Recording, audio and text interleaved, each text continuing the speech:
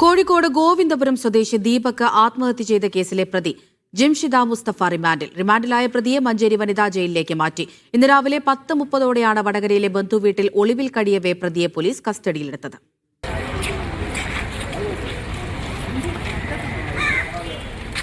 ദീപകിന്റെ ആത്മഹത്യയ്ക്ക് പിന്നാലെ 6 ദിവസങ്ങൾക്ക് ശേഷമാണ് പ്രതിയെ പോലീസ് പിടികൂടുന്നത്. വടകരയിലെ ബന്ധുവീട്ടിൽ നിന്ന് പിടികൂടിയ പ്രതിയെ കൊയിലാണ്ടി താലൂക്ക് ആശുപത്രിയിൽ വൈദ്യപരിശോധനയ്ക്ക് എത്തിച്ചു.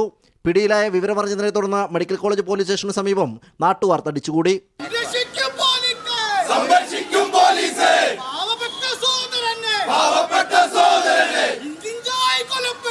നാട്ടുകാരുടെ പ്രതിഷേധമുണ്ടാകുമെന്ന് കണ്ടതോടെ സ്റ്റേഷനിലെത്തിക്കാതെ നേരിട്ട് കോടതിയിൽ ഹാജരാക്കുകയായിരുന്നു.